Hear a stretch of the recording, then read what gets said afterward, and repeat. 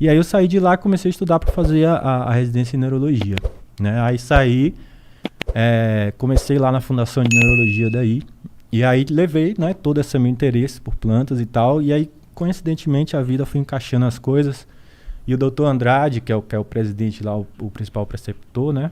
Ele gostava muito disso, ele já estudava, a mãe dele tinha ensinado diversas plantas medicinais para ele. E aí na época eu, doutor, vamos estudar, tem essa planta, tem essa, isso daqui faz bem pra caramba pro Parkinson, olha essa planta aqui no Alzheimer. E aí ele falou, Giovanni, vamos logo estudar cannabis medicinal, isso daí vai ser o futuro. E aí eu na época, poxa, estudar cannabis era muito difícil, sempre foi muito difícil estudar cannabis. Por toda a questão legal mesmo da coisa, de você não ter acesso ao produto. De forma legal, né? De forma legal.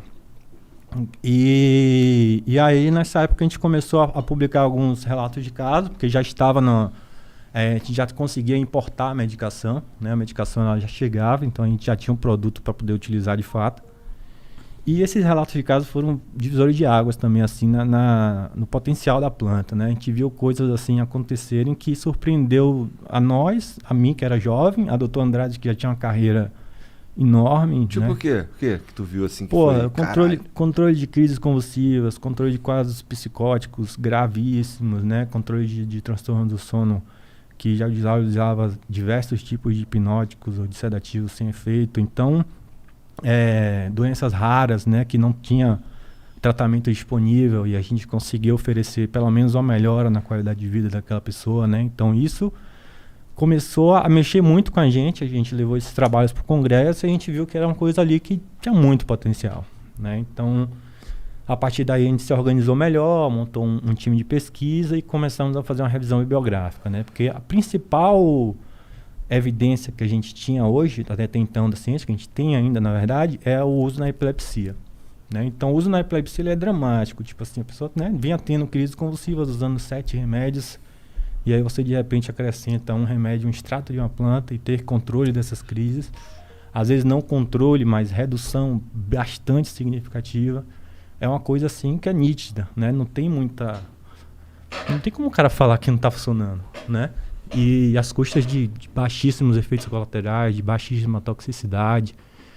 E aí é isso que a gente pegou, fez essa revisão bibliográfica para poder embasar um ensaio clínico mesmo, que é tipo o ápice de um estudo científico, né? Seria na área médica, né? Seria um ensaio clínico, duplo cego, randomizado.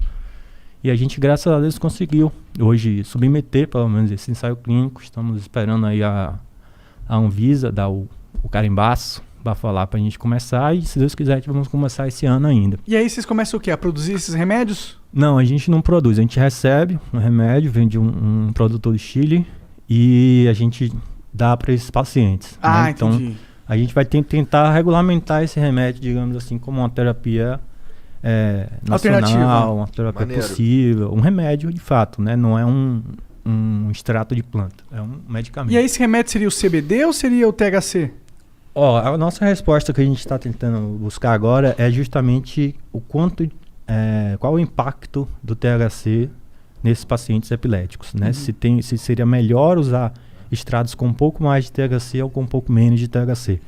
Que o THC é importante a gente já sabe, a literatura já mostra isso bem, só que a dose a gente não sabe bem, né? Então a gente está mostrando 3 grupos diferentes, tem um grupo placebo e tem 2 grupos com 2 concentrações diferentes, de proporções diferentes de THC e CBD. Interessante, porque normalmente a galera atribui as propriedades medicinais da maconha ao CBD.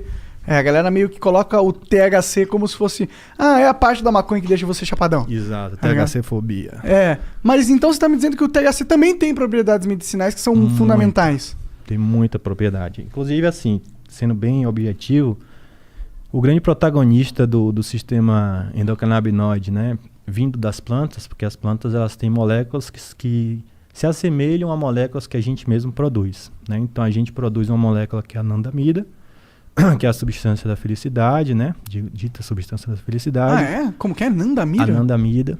Anandamida. Isso, ela foi descoberta isolada assim em 92, né? Pela galera lá de Israel, o Mershulam, que é um dos maiores pesquisadores. Recente, hein? Bem recente.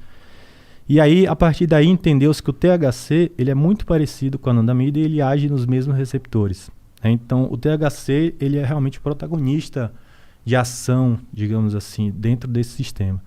Só que o canabidiol, ele age em vários outros receptores e age de forma fraca nesse receptor principal, que é o CB1, o CB2, né? Mas tem muitos outros mecanismos de ação que fazem com que esse sistema, né, que é o sistema endocannabinoide, funcione melhor.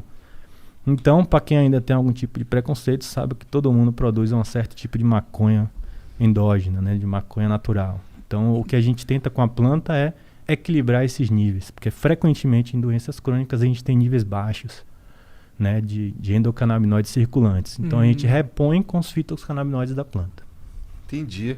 Que são muitos. E tu, né? tu tava falando que eu falei que, pô, eu pensei que só tinha THC e CBD. Tu falou, não, tem várias paradas, tem mais de 100 substâncias na planta, né? Pô, bonzão, hein? Gordão. Pô, vai esquentar já, demorou? Né? Agora vai. Já. Não, ele tá me esquentando aqui. Desculpa.